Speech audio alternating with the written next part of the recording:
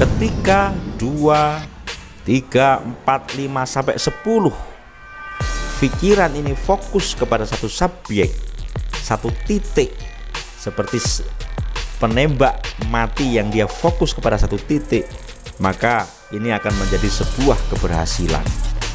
Intinya jangan perang di dalam, tetapi kita sama-sama berpikir bagaimana solusinya.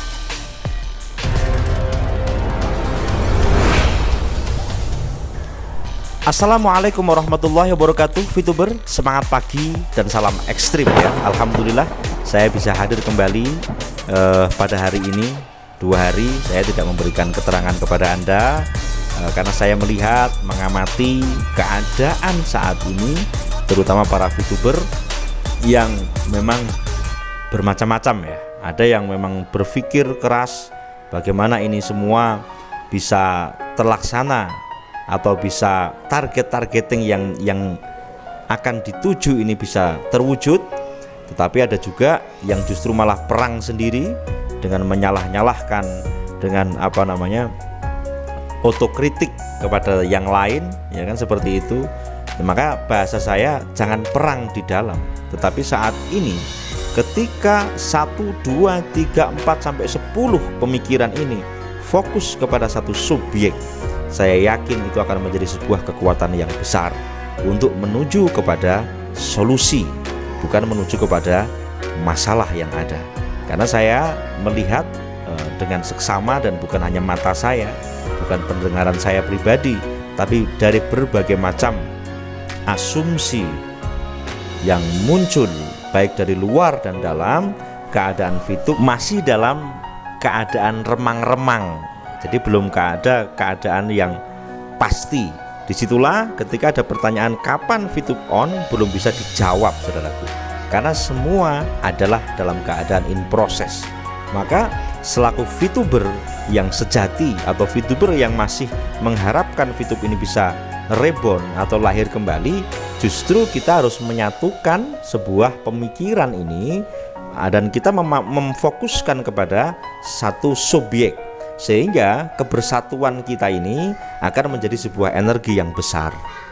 Ibaratnya kalau kita eksekusi mati itu ada berapa sniper dan satu tujuan, dan itu akan berhasil seperti itu.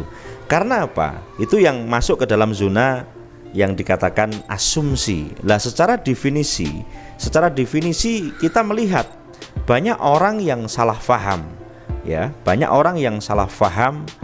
Tetapi kesalahpahamannya ini diungkapkan di media sosial sehingga menjadi sebuah pembenaran kalau tidak ada klarifikasi seperti itu. Salah satu contohnya, dari sisi yang lain VTube sudah tidak bisa on kembali. Itu kan pendapat dari luar.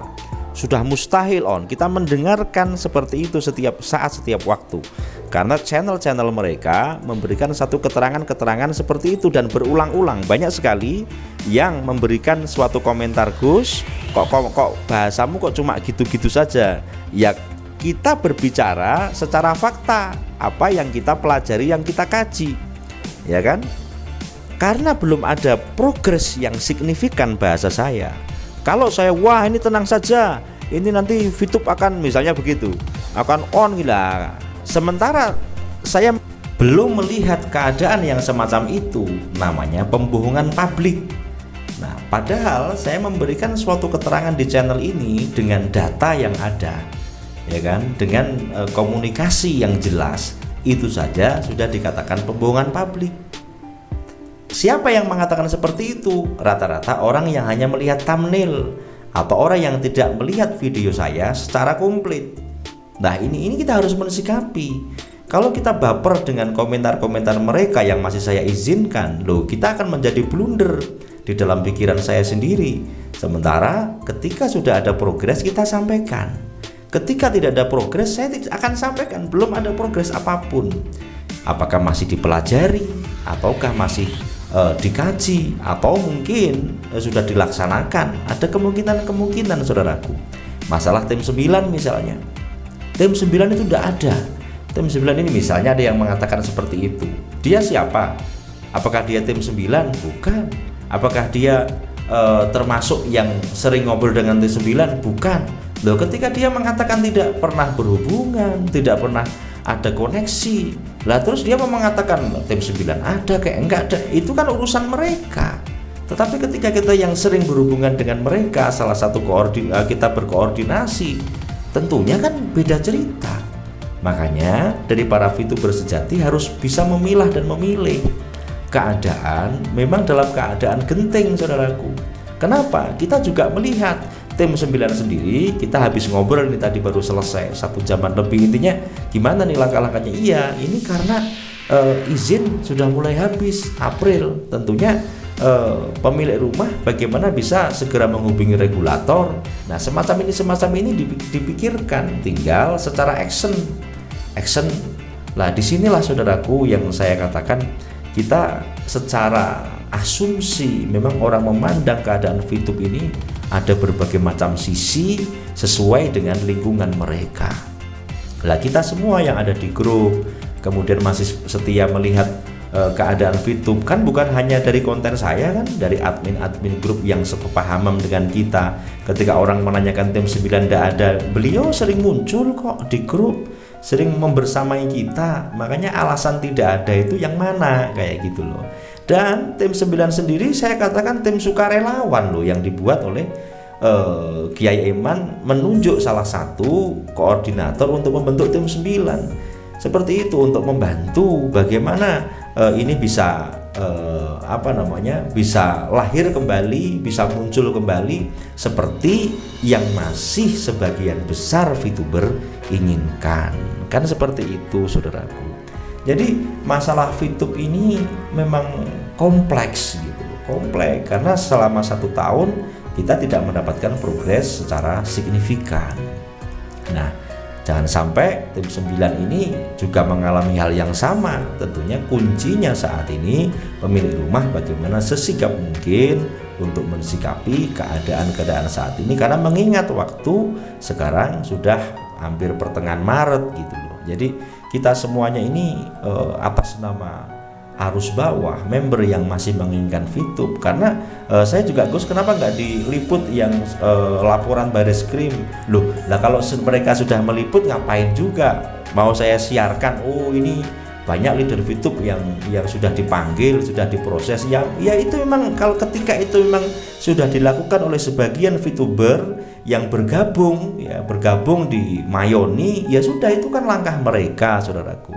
Mereka yang sama-sama menginginkan VTube ini segera off, kemudian tuntutan mereka tercapai untuk memenjarakan si A, si B, seperti itu kan hak mereka, saudaraku. Tetapi GSWV memberikan kabar ini dari komprehensif loh, kita dari segala macam sisi, dari arus bawah. Kalau saya mau ceritakan, yang sekarang telepon, yang sekarang curhat, yang sekarang inbox, ini Gus gimana Gus, apakah ini bisa on, apakah ini begini, saya jawab apa adanya, sekarang posisinya kayak gini dengan apa yang saya ketahui.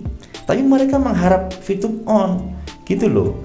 Jadi istilahnya kondisi VTube saat ini seperti itu, saudaraku. Dari arus bawah banyak keluhan, banyak yang sudah melemah, yang istilahnya dia kesakitan, ya kan. Saya bahasakan penderitaan atas VTube di maintenance ini. VTube masih belum bisa on ini. Nah, kemudian kalau saya konfirmasi kepada divisi-divisi lain, jawabannya juga tenang Gus, tetap ini VTube diperjuangkanlah sama. Karena T9 bukan satu-satunya yang memperjuangkan VTube, ini adalah alternatif yang diminta oleh pemilik rumah untuk membantu. Kemungkinan besar yang lain juga ada seperti itu, yang bertugas dengan tupoksi masing-masing. Nah, dari situ video saya ini saya berikan pada hari ini, bagaimana caranya kita bisa mengerti lebih detail. Walah, keadaan VTube masih seperti ini ya. Iya, betul. Makanya kesimpulannya adalah dari pemikiran-pemikiran yang positif, pemikiran-pemikiran yang solutif, bukan hanya kepada masalah, ketika ditujukan kepada satu subjek seperti eksekusi mati tadi, saya pikir akan menimbulkan hal yang efektif, hal yang bagus seperti itu. Karena tujuan kita satu, VTube bisa on kembali, VP bisa dicairkan, dan kita damai gitu Kita tidak usah bermusuhan dengan siapapun, apalagi dengan sama-sama VTuber. Kalau bisa jangan terkotak-kotak lah. Kita saatnya bersatu kembali, jangan saling menyerang, jangan saling mengklaim, jangan, nggak usah lah. Kita itu satu hati, satu kata, satu langkah, seperti yang disarankan pemilik rumah kepada kita. Nah, untuk kabar-kabar yang di luar, ya kan, ketika sampean tanya itu kok kabarnya cuma itu saja, ya memang dia fokusnya ke situ. Gue SPV kok fokusnya kok yang dikabarkan itu saja, ya fokus saya ke sini, gitu loh. Jadi intinya kita fair play sajalah untuk melihat atau mendengarkan kabar VTube yang sejati seperti apa, ya gitu saudaraku. Nah, itu semoga sedikit video saya atau video singkat saya ini itu bisa menjadi satu referensi pikir sajalah, karena saya sendiri Anda bisa cek di video saya nggak pernah mengarahkan saya, jadi referensi pikir supaya kita tidak bingung melihat kondisi saat ini, dan pandailah, bijaksanalah dalam memilah dan memilih info atau bahan untuk yang kita lihat atau yang kita dengar, karena disitulah akan muncul yang jelas. Dari sisi saya tadi ngobrol dengan tim 9, kita koordinasi, tidak ada bahasa mundur, yang jelas sampai saat ini masih semangat. Nah, tapi semua tergantung kepada satu titik, pemilik rumah, untuk segera mensikapi supaya ini tidak sampai April nanti kalau sudah muncul izin tidak diperpanjang dan yang lain, sudah beda cerita lagi. Cuma tetap kita harus bahasanya optimis, ya kan, optimis. Bahasa yang dikatakan orang lain impossible, kita membuatnya I am possible. Dan ini bukan halu saudaraku, tetapi ini adalah harapan kepada Tuhan yang Maha Kuasa. Terima kasih, mohon maaf bila banyak salah, dan salam ekstrim.